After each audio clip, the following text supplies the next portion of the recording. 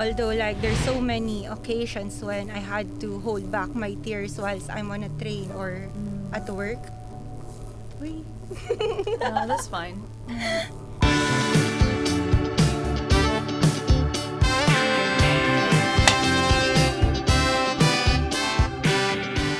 Welcome to another episode of Three Peas in a Pod. We are three Pinoys in a podcast. My name is Nika. I'm Krisha. And I'm Charles, and we are your newest friends on the internet. As we celebrate World Mental Health Day today, we feel that it is very important for us to talk about and discuss about how important it is to take care of your mental health. Just a disclaimer, this episode might be triggering, or some of the topics might cause distress for some viewers. Because it is a very sensitive topic, we will try to be as respectful as we can and put some humor on it as well.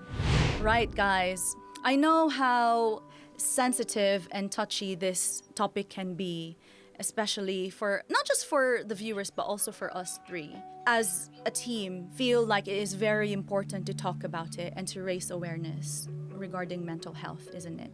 Because it's a common experience as Filipinos. Back in the Philippines, there's not really a big of a discussion, or it's not really openly talked about, isn't it, regarding Yeah. mental health. I just wanted to ask you guys on when was the first instance when you realized that taking care of your mental health is vital? So my first experience was even back in the Philippines, actually. But that was, I think, the year 2018, before I moved to Manila. It was a difficult time. I was struggling with quarter-life crisis, as every person goes through it when they're like 25, being stuck in a job where it just becomes a routine. Of course, in the Philippines, we don't usually talk about it. It's not a thing before. But the most important experience was last year, actually, when I had a difficult experience in my job. It was something that I was struggling with, and I didn't get support, and to a point that I failed in that job. I feel like I failed in that job. Right. And when I did, I was even pushed down. I was not supported. I didn't feel supported, at least. And I was put in a very difficult situation, which really affected me. My mind was not working at all, in which usually I can talk all the time, but that was like, I don't know, because I was really stuck in a wall and could not find a way out of it, or don't know where to find help. I did not find meaning of life during those moments. And so, that's when I realized, because of course there's a stigma for mental health, that it is emotional, it is taboo, it is, you just brush it off and move on. Yeah. But that's when I realized that it really is important. So I would say my one is, and I think it goes with a lot of nurses as well, it was during COVID. I was one of, the frontliners. I was deployed to ITU even without any experience. And that just totally destroyed me, I would say, like physically, emotionally, psychologically. Yeah, I just want to salute everyone, all of the frontliners, nurses, medical team. It was such a traumatizing time of my life.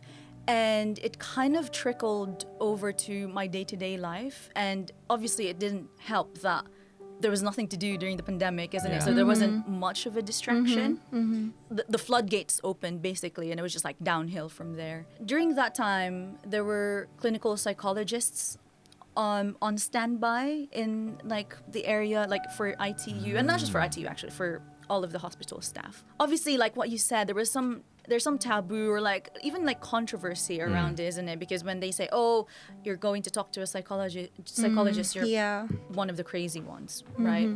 And I'm like, I have nothing to lose. To lose. Yeah. So I talked to one of them, and she was very helpful. She helped me through my issues, tried to recognize what those are, and kind of coach me to get on top of my issues. And it was really nice to be vulnerable and to kind of speak truthfully about what you're going through, because I feel like if it was someone else, not even someone else, but if you open up to some people, you might be branded as OA or oh, my problems are way worse than yours, and like, oh, come on now, like you're so OA, like something like that. So it just feels nice to be heard and to be seen. not dismissed. Yes, Yeah. yes. For me, this is one of those topics that's pretty tough and sensitive for me to talk about because feel like vulnerable about it. However, like going through my own mental and emotional struggles made me realize how crucial it is to navigate it openly to help others understand and raise awareness. Last year was my turning point where I appreciated that my mental health couldn't be ignored anymore. At first, I didn't really recognize the feelings that I have, like the loneliness, the sadness, and the sense of being lost. Perhaps because we're conditioned to just keep going, to laugh or to smile through pain. And suddenly, like everything just hits you and it's like so fucking overwhelming. Like you don't know what to do with those emotions. It's very sensitive for me, but I don't mind sharing some of my story because somewhere out there, someone might feel understood or heard after hearing this. I started noticing signs, subtle at first. I began to isolate myself more and more. My sleep was all over the place. And I became obsessed in chasing things that would give me a quick hit of endorphins. Like looking back, I was over exercising to escape what I was feeling inside. Then came the anxiety attacks and depression. You know what's wild about all of this? I was still so damn productive. You are so productive. Yeah. I was Nobody can work- see. I was working on my degree. I was meeting all my obligations. From the outside, I am functioning perfectly fine. Maybe I'm even thriving. You know, that's exactly why I think people who care about me didn't see it. Because I didn't show the usual signs. I didn't fall apart in public. Although, like, there's so many occasions when I had to hold back my tears whilst I'm on a train or at work. Wait. No, that's fine. And yeah, and I kept moving like nothing's wrong. Cause the thing is, if you are in that state, it's so hard to. It's actually nearly impossible to reach out. True. So I cannot like explain myself because I'm stuck in my own mind, like trying to survive while everything inside feels like it's collapsing. We had a tough time last year because Yeah, I was last talking year was really about it as crazy. well. And we were it was quite humorous because it's like the crazy helping the crazy as well. We were like joking about it last year. Like each other's therapists. Taken at face value, I wouldn't really know that you guys, are going through something. And that rings true for everyone as well. Like, you can't take everything at face value on social media. Obviously, everyone will put their best foot forward and would post the best and perfect moments. Image of Yeah, themselves. Yeah. image, yeah. It's important to kind of check in on friends as well. It is. So if you are like the Nika on someone's Or Krisha. life, or Charles, For sure you are. yeah, you are. You're May- very I have my yeah, bros. you are. Yeah. So yeah, thank you because you don't know how much difference it can make to someone's life. Yeah.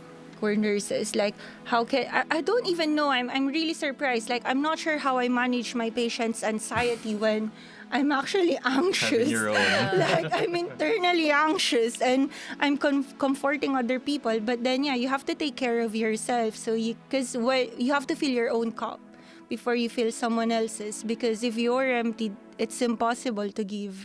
100%. That's beautiful. Yeah. Yeah. Oh. That's really nice. So to kind of distract us, speaking of distractions, to distract us from emotional pain, shall we do physical Oh, pain? let's go. Because we're masochists. We're masochists, we love the pain, I guess. I'm dreading this already. This has been it was one of the biggest challenges in like the last few years. It was the Samyang Korean spicy noodles challenge. So now we're doing it with 2 times the spice. Oh my god. So the challenge is we will take a forkful of the noodles, Forkful. eat it, and try to hold off fluids or liquids as much or as long as possible. Charles, you want to win a game, right? Oh, this one. Mr. Competitive. Plus points if you finish the bowl. If you want to see me cry in a podcast, probably with this one. All right. See you on the other side, Oh guys. my god. Ugh, I'm dreading this already. Ready? Okay, 3, 2. Cheers. Cheers.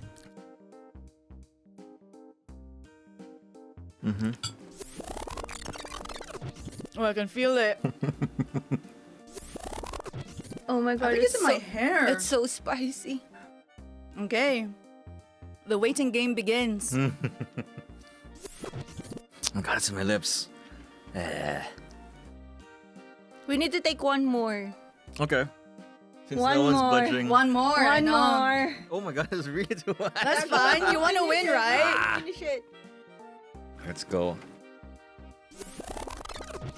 Are you guys good with spicy food? Nope. I love spicy food, but this is too much. You guys are doing great. Oh, that's spicy. It's really in the lips, man. My scalp is itching. Sweat is coming out of my scalp now. Don't you look at that nice pitcher of milk? Looks good, right? Sure. I don't want to lose, Charles. We are about to finish the whole. I think we're about to finish the whole bowl. Now we have to do it. Have to do it again. Okay, let's Until go. someone gives up. Oh my gosh. Woo! Oh my god, this is so spicy. We are just making up rules as we go. Oh my god, I feel it. I Cheers. feel it in my head. What are we doing? Woo! Oh my god, that's spicy. Charles, come on, drink it. Charles, Alright. you have to drink it. Oh my god, my eyes are teary now. I'm not gonna lose. I'm not gonna lose. Oh, it's such a cold milk. Alright. Oh god, it's burning. Go, Krisha. You can do it. No. Oh my god, we're so Drink the milk. competitive. I'm sweaty now. 3.5 minutes. Wow, shall we finish it up then? Yeah. God, it's burning. My ears.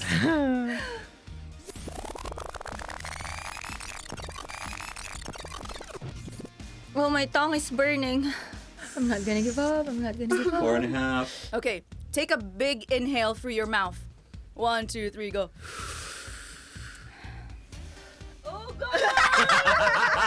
My face! It's burning! I'm sweating! So am I. Ah. Oh god, I'm sweating. Nope, I'm not gonna lose. Mind over matter. You see how strong our minds are? Yeah. That's why you have to take care of it. My lips is on fire. Look at his eyes. He's We managed to make him cry. Your lips are so red. Okay, I'll drink milk. Yay! drink I'll milk. gladly pour it for you. There we go. I'll drink milk. Woo! He really Alright, wants to I win. will now. That was Oh 6 my minutes, God. 20 seconds before she budged. And then I did. Today we have a very special guest. He's chill, he's gay. In my case, And he's got mental health problem. He's not a nurse. Okay, fine, he's also a nurse, but he's deranged. The plant daddy from Hackney, Alfred! jazz hands. Thank you very much You're welcome, for babes. honoring us. I'm usually clothes off when I do it. For a change. For a Yeah, for a change. change. What we want to ask first is, when did it hit you when you realized that mental health matters? Well, as you know, as a Filipino people, mental health is really a taboo back home, isn't it? Like when you come here, that's when you realize, oh, it matters. But still, as work as nurses, it's still a bit taboo. Like you don't talk about it as much. Then COVID happened, and usually, I'm the typical stereotypical gay, happy, jolly, makes jokes, makes people laugh, and all that jazz. Then COVID happened. I'm not gonna dwell on that because we know it's fucking shit. Tell me about it. But yeah, so what I always say is I've been to hell 3 times and back. Wow. And that's when I realized when my mental health was failing. When just during COVID, I would have anxiety. I have to basically put on an Alfred that they know to cover up the Alfred that's actually drowning behind that facade, because I have to be jolly. I'm a senior nurse. I have to run the ship basically, because everyone look at you like they're like, Alfred, what we're gonna do if shit if hits the fan? So I have to put on that strong facade and still make people laugh and happy because they need it. But at the back of that, like, I am drowning and I am struggling, and it was locked down, so you don't really have much people. And it went bad when I started having panic attacks, when I would have vivid dreams with my patients. This was part of my triggers, but now talking about it makes it less of a trigger. So the dream is I'm troubleshooting a ventilator because I need the patient to breathe, and the patient couldn't breathe, and she would look at me, and I was looking at her. And now I remember it. And because she can't breathe, then I couldn't breathe. So I would wake up, my trachea is closed off. I would cough and cough in the middle of the night to open it up. And I was like, fuck, this is panic attack. This is nothing physiologic, but it's psychologic. And that's when I said, fuck this shit, compromising my own mental health. And luckily, in my trust, in my NHS, there's quite a big support with mental health. And then I self-referred to the talk changes, if you know that. And then after that, after like 2 weeks, they reached out, did the thingy, where you do an exam. Oh, are you suicidal? Are you depressed? Are you this? And because we're very competitive, I scored high. You're the top scorer. Yeah. Congratulations. Top of the board exam. Top of the board exam. And they were like, oh, you're mentally deranged, Alfred. You have this. You have high anxiety, high depression. You have panic attacks. So after that, then they booked me for counseling for the first session, which was like an hour. Became 2 hours. I was crying on the phone. My psychiatrist was crying as well. And it was like she shouldn't fucking cry. I know. I'm like, but I think the story was just as bad that time, and that was it. And I think that's the strongest, most courageous thing I've done for myself, is acknowledging that something was definitely wrong. Can I just say, like, with what Alfred has just said, like, one of the common themes is just that we act like everything is okay, even if it's not. Like, do you think, like, it's because of how we were raised in the Philippines? I think so as well. I mean, resilient is I hate that word, because you're always taught to be resilient, but no, like, you have to quit, you have to say no. You don't have to be resilient all the time, because you need to look after yourself. For example, like, we're having so much deaths in a day, like, you would have 5 deaths, you would see new patients after that. And I became immune to it, to the point that, oh, why is that patient still there? Let's clean up that body. Or we're just waiting for someone to die. We're there to hold their hands because we have to remove the lines, clean up the dead body, send them back to the morgue because we have a patient needing. But during that time, the worst one, the lowest of the lowest, we had this Filipino HCA. Oh no. She was old, and then this was one of my triggers before. Like, I always get emotionally triggered when I tell it, but now it's a lot better. So what I do is I try to talk about it when I have time, so that I become desensitized from it. So basically, with the HCA, she was lovely. During that wave 1, people can't come. We would have video calls, and because they're Filipina, I had a bit of an affinity to it, because we barely had any Filipinos. She's the only. So I was a nurse in charge, and we couldn't save her. I was like, even though I was busy, I dropped everything. I said to the nurse when she passed away, leave it, I'll do the last offices. I closed the curtain, I was cleaning her, I was crying, and I said, I'm sorry we couldn't save your life. I just kept saying sorry, cleaning her up, taking my time. Usually we would be like, rush. But no, I took my freaking time. And then the family was in the background, and that was one of the biggest triggers for me. Like, now, look, I'm feeling a bit emotional, you could probably tell. And I'm not normally like this. But when I talk about these are the symptoms of the PTSD just trying to come back. But yeah, that was the lowest of the low, and I'm like, fuck this shit, like fuck this death, and then after that, got down, got away to the morgue, and you go back to your life, lunch break, and then you don't get to process the grief, you don't get to process your emotions that time. It all gets bottled off. I mean, every patient death is worse. You just get attached to other patients more than other, but all of them really triggers you and affects you, and that was the main thing that really eventually gave me PTSD and just fucked up my mental health working as a nurse. As a nurse who worked in COVID, you don't get to process those emotions because you're all running on adrenaline. Probably you have as well, isn't it? You just run on adrenaline because you have to work. And as an IT nurse, I thrived on it at some point because I'm used to that. But eventually, the adrenaline goes away, the rush comes away, and you start feeling everything. Emotion. And you start feeling the emotions, and you start feeling like, fuck yeah, people actually died today, and shit, like that could be someone I know, someone I loved, and that made me more self-aware that it's starting to affect me. And I guess you're trying to feed off of the endorphins because it's also some sort of denial and rejection of just trying to process everything because you know that would kind of probably give you a breakdown or something. Exactly. Yeah. You just try to compartmentalize everything. Yeah. And as Filipino, and as a gay person, we're used to that. We're good with compartmentalizing things because you just live like that. Like, for example, you get said, oh, gay, bakla, and then you just compartmentalize that because you don't have time for that shit. How did that mental health issues affect your day-to-day life? So, do you know what? Because, do you know what? You know, si Charles? Do you know what? Titik man! Jojowain o totropain?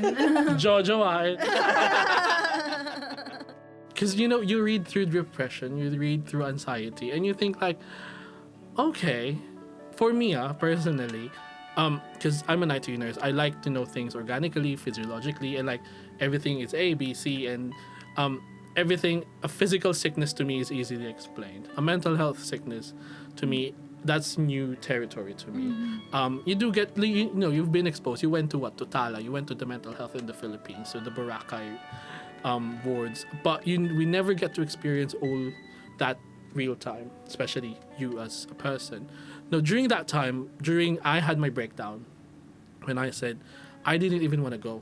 Because I have an annual leave for 2 weeks. And my therapist was like, no, I'm giving you the permission to look after yourself. And that's like where the floodgates open. Speaking of floods, that's where the floodgates open. Like, oh shit, yeah, I need to give permission to myself to look after myself. And this is what my therapist said. And this is a good tip for everyone. We are in the same storm, but we are in different boats. We are experiencing the same storm, regardless of whatever event. But you have your own little boat. Might be rocky, might be sturdy. So be kind to people.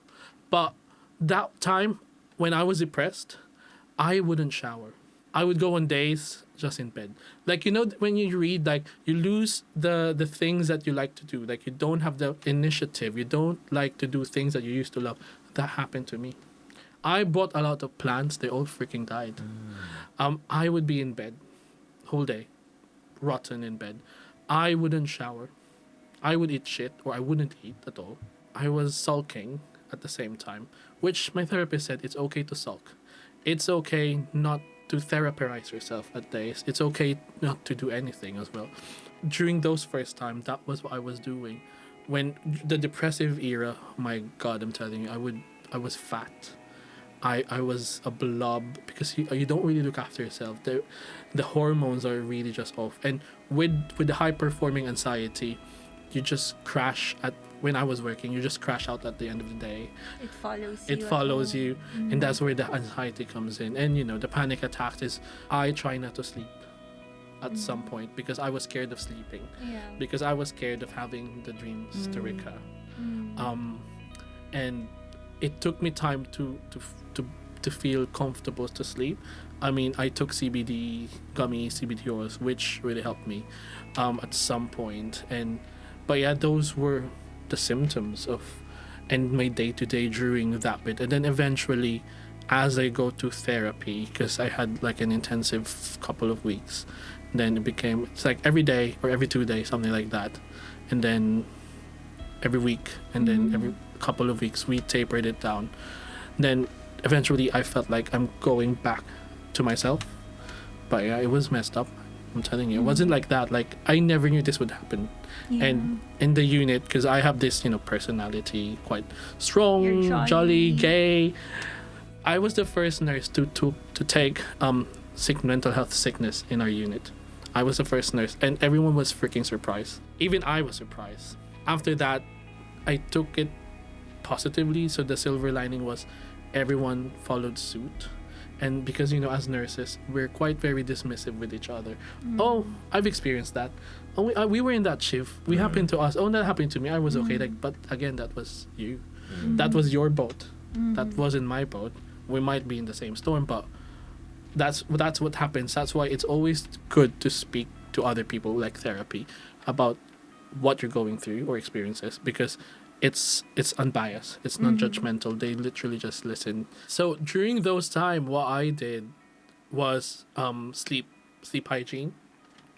You have these apps. My therapist gave me apps to do these things, and this is your basically meditations. And actually that really helped me. For example, I'm gonna teach you. Yeah, close your eyes. Yeah, lie down. Yeah, relax your jaw. Relax your jaw. Relax your relax your jaw. Relax your cheeks. And relax your forehead. What do you relax your Let it droop. Relax your forehead. And you could feel that when you start relaxing your forehead, there is actually a tension in that forehead. And then you open your eyes. I feel sleepy now. And that's what I do. When I started relaxing my forehead, Yeah. that's when you realize, oh yeah, shit. Because you can feel it, like Yeah, very like tense. even when you're do it when you're lying down on a normal day. You lie down, close your eyes as if normal, and you say you have to be more aware. Like, now I'm gonna sleep, but I'm gonna relax my forehead, my face. My God, it makes you more calm, and you don't realize you have so much tension in your face. And I do that all the time, especially if I'm feeling stressed or it's hard for me to sleep. Apart from wanking, I do that. And see, you felt it. So yeah, those are the things Just kidding. So lastly, Alfred, so setting aside the COVID experience, like what are your mental health challenges in relation to your sexuality? So I'm gonna speak a bit more serious. I'm gonna put my serious Alfred face. So recently was Pride Month. So like Pride Month, I did a talk with RCN. So I was invited in RCN to be an event speaker for the Pride Month, talking about as a people of color, a homosexual, you've always had these mental health issues because we were brought up that you're not good enough. You're because you're gay, that's only you can do. For example, with me, how I cope being gay is I became a very good son. Top 1 honor student. I can sing, I can dance, honor, Latin honors. I don't bring shit to the family. Like, very competitive, you know it. Like, Responsible. very responsible. Or if you're not like that, you have to dress up nice. You can sing well, you're talented. And that was me. And I did that because I felt like I had to compromise that for not being straight. I have to be extra good as a person because I am not straight. Because the society thinks I'm not good. And that's always been in your mind. That's why, as you can see, I love gay people. We don't have children until we get old. Because by the time we get old, that's when we just started to feel, oh yeah, it's okay to be yourself. It's okay to explore where I'm comfortable. Basically, it's like our teen years. Because that's when you start being comfortable and to live as your true self. Unlike when you're actually in teenager, you were hiding, you're in the closet. And luckily, my parents are quite accepting. They have no choice, or else I'll stop sending money. And there is always a thing: is that am I always good enough? Am I always funny enough? Am I always doing enough things for my family? And it takes a toll. That anxiety, like, because the society keeps saying you're not this, you're going to go to freaking hell. I'm like, yeah, I'm gonna wait for you there in my throne. You always get these constant messages that you're not basically a part of the society, you know, especially our friends from the trans group. They are having so much hard time, and you know, no human is illegal. And a lot of gay people have mental health issues because of the trauma, the stigma that they get. And you know, like, oh, you're gay, you're gonna get HIV. And that's not true. But yeah, so as a gay person, especially in the UK, when you come into the UK, you realize that you're not just only gay, you're also brown. And probably you feel it too, because you're also brown like me. Yeah. And you don't realize that when we're in the Philippines, because we're all brown. But when you came here, there is a bit, you know, it's not active, but you know that you're self-aware that you're not exactly like the rest of the population. So you have to be extra careful. You have to be a bit more diligent. There's a bit of je ne sais quoi about you so that they can't talk shit about you, because you are presenting this self. And that's the same with us gay people. We sometimes have to present ourselves, but now I'm unapologetically me, and you know, like, the therapy of accepting myself as who I am and being proud of what I am and what I can do has helped me a lot with my mental health, because accepting yourself is the first step of you know, having peace, having inner peace. And I think having inner peace is the most luxury a lot of people don't have, isn't it? Like, people can have all the money but don't have inner peace. They have, and you know, luckily, even though with all the crap that's happening, I have that bit of inner peace. Gets rocked up from time to time, but now I know that I'm comfortable and confident of who I am as Alfred, and comfortable of saying, like, this is me and this is what I've become, regardless of what's been out there and what's been happening to me. Yeah, we just have to be accepting. Yeah, exactly. Like, what the fuck are you worrying about? What they do in the bed? You're not gonna fuck with them, isn't it? So I think that's just it. Like, and it's fun to have gay friends. Oh, it does. Yeah, isn't it? Not as a token gay friend, but I have my token straight friend, so it's quits. Let's try to lighten things up a little bit. Yeah, we and should. we're gonna play a game. We are going to do a Filipino tongue twister. Yeah. Let's see who has the best tongue. Oh. Alfred. Me? Okay, let's start with the basic one. I'm sure everybody knows this. So do we have to do it like one at a time? Yes, you'll do it one at a time. Say it 3 times. Say, ang relo ni Leroy Rolex. So say it 3 times. Ang relo ni Leroy Rolex. Ang relo Okay, ni you Leroy start, Rolex. Nika. Start, Nika. Okay. Ang relo ni Leroy ay Rolex. Ang relo ni Leroy ay Rolex. Ang relo ni Leroy ay Rolex. Per. Easy. I'm gonna try, because you know, when I talk with my sister, we talk like this. This is how I talk with my sister. Ang relo ni Leroy. Ang relo ni Leroy ay Rolex. Ang relo ni Leroy ay Rolex. Ang relo ni Leroy.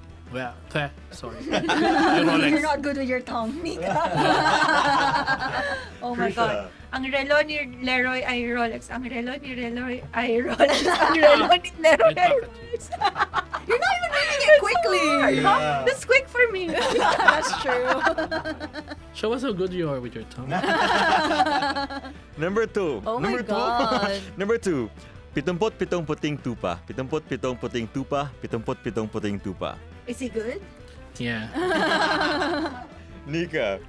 77 puting tupa. 77 puting tupa. 77 puting tupa. Easy. I can go on. I can go on. You're so good. I think this was easy, eh. Yeah, yeah. Sorry. 77 puting tupa. 77 puting tupa. 77 puting tupa. Sorry, I'm British, eh. Very British. Go, Krish. 77 puting tupa. 77 pitong tupa. 77 pitong tupa.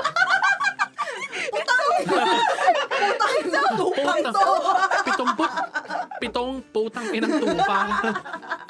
All right, another classic. Oh Everybody my knows God. this. Minikaniko na ba yan? Exactly. Minimekaniko ni Monico ang makina ng manika ni Monica. Minimekaniko ni Monico ang makina ng manika ni Monica. Minimekaniko ni Monico ang makina ng manika ni Monica. Minikaniko. Minikaniko ni Monico ang makina ng manika ni Monica. That's long. It is. Minikaniko ni Monico ang makina ng manika ni Monica. Minikaniko ni Monico ang makina ng manika ni Monica. Nice. Oh my God. So good. Galing. Minikaniko ni Monico ang manika ng manika ni Monica. Minikaniko ni Monico ang manika ng manika ni Monica. Makina. Minikaniko ni Monico ang makina ng manika ni Monica. There Minikaniko you go. ni Monico ang makina ng manika ni Monica. See? This is what I practice. Yeah, I think you have to practice Practice first. And I think this one's quite common. Yeah. We grew up with this. Yeah. Go. Minikaniko ni Monico ang makina ng manika ni Monica. Minikaniko ni Monico ang makina ni Monica ni Monica. Ng manika. Minikaniko ni Monico ang makina ng manika ni Monica. There you go. Can we do Peter Piper? I know. Oh my gosh. This is a bit of a tongue twister. Oh my God. Nakakapagpabagabag kapag kinakabag ka. Nakakapagpabagabag kapag kinakabag ka. Nakakapagpabagabag kapag kinakabag ka. Nakakapagpabagabag kapag kinakabag ka. Nakakapagpabagabag kapag kinakabag ka. Nakakapagpabagabag kapag kinakabag ka. Let's go. Now you do it with a pulveron. With marshmallow. I thought you were going to bring pulveron. No, I forgot. Oh my God. Okay. Nakakapagpabagabag kapag kinakabag ka. Nakakapagpabagabag kapag kinakabag ka. Nakakapagpabagabag kapag kinakabag ka. Nice. Snake. Perfect. I have redeemed myself. I know. Nakakapagpabagabag kapag kinakabag ka. Nakakapagpagabag kapag kinakabag ka. Nakakapagpabagabag kapag kinakabag ka. All right. So hard. Are you like from Araneo? I am. I'm so sorry, guys. I'm not used to speaking Tagalog. It's so hard to speak in Filipino. Oh. And the last one. Oh my God, that It's not looks easy. scary. Tinuka ng 7 puting pato ang 77 puting puto. Tinuka ng 7 puting Putang pato ina. ang 7 What does that even puting mean? puto. Tinuka ng 7 puting pato ang 77 puting puto. Can you say it in English? In English. Tinuka. The duck beaked. Beaked. Tinuka, beaked. Tinuka ng 7 puting pato ang 77 puting puto. Tinuka ng 7 puting pato ang 77 puting puto. Tinuka ng 7 puting pato ang 77 puting puto. Wow. You're so good. Where the fuck did you get these? I know.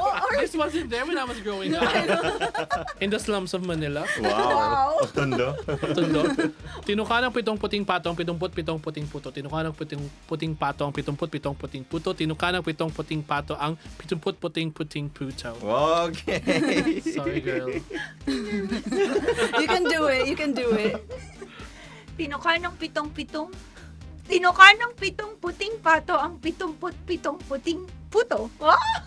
Tinuka ng 7 puting pato ang 77 may puting puto. Tinuka ng 7 puting pato ang 77 puting tupo. All right, that game was fun, guys. Thanks for Participating. participating. Participate. Where's give our a choice. prize? Where's our prize? All right, so as we've talked too much about our mental health issues, Yeah, fuck that. now let's try to discuss how we got away with it. How did we resolve our issues? How did we recover or at least manage our triggers? Girl, it's still there. It is still Sure. there. No, I mean, the diagnosis stays with you. It's gonna be there. It's gonna be lingering there. Like, for me, PTSD is in my HIE. It's gonna be part of my OH things. You will have your triggers. But what I went through, again, therapy. Just go with therapy. We're lucky here, because for NHS, it can be quick. And, you just have to first accept that there is a problem and accept that you need help. That's the first step to anything. You need to acknowledge that shit is going down and that you need help with this shit. And for everyone, not just any Filipinos or everyone who's listening or watching this, that's the first step, and that's the most courageous thing you can do for yourself. Because if you don't acknowledge that something is wrong, you will burn out. But acknowledging that something is wrong, seeking the help, talking to people, not even professionally. So what I did during that time, I was going through my mental health shit, and I was tweeting on Twitter what I was going through during that time, because everyone's locked down everyone's online. So I was contacted by BBC. I was in the BBC Panorama, spoke about COVID, spoke about mental health. And then I had a lot of DMs from a lot of Filipino nurses. Oh, hi Alfred, how did you get this help? I'm in distrust. I don't know what to do. I got so much messages about that. And I think that gave me the willpower. I'm gonna get through this shit because I'm helping other people as well. And I told this to my therapist. She's like, that is good.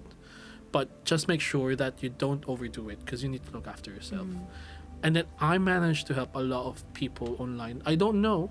Now they've found the help. And then during that time, I had so much letters sent to me in the hospital like, oh, I've seen your story.